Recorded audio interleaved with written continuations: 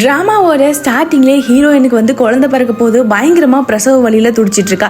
Emergency C section போகணும்னு சொல்லியிருப்பாங்க. But அவங்க மாமியார் வந்து நார்மல் டெலிவரி தான் ஆகணும் அப்படின்னு சொல்லி அந்த பொண்ணை பயங்கரமாக கொடுமைப்படுத்துறாங்க. கடைசியில் எப்படியோ ஒரு வழியாக குழந்தையும் பிறக்குது. பட் அது வந்து பெண் குழந்தை அப்படிங்கிறதுனால அவங்க மாமியாருக்கு இதை வச்சுக்க இன்ட்ரெஸ்டே இல்லை.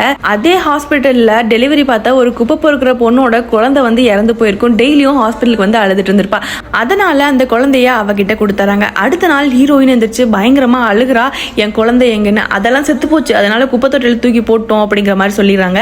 இப்போ அவ ஹஸ்பண்டும் வராங்க. ஹஸ்பண்ட் கிட்ட சொன்னாலும் எங்க அம்மா சொல்றதுதான் சரி, உனக்கு உன்னால ஒரு ஆம்பளை குழந்தை கூட பெத்து கொடுக்க முடியல அப்படின்னு சொல்லிட்டு ஹீரோயினை அங்கேயே விட்டுட்டு கிளம்பிடுறாங்க.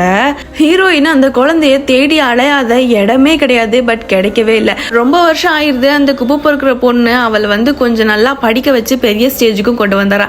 இப்போ வரைக்கும் அவங்க அம்மா அவளை தான் நினைச்சிட்டு இருக்காங்க. ஒரு கட்டத்துக்கு மேல ஹீரோயின் தான் தன்னோட பொண்ணு அப்படிங்கறத கண்டும் பிடிக்கிறாங்க.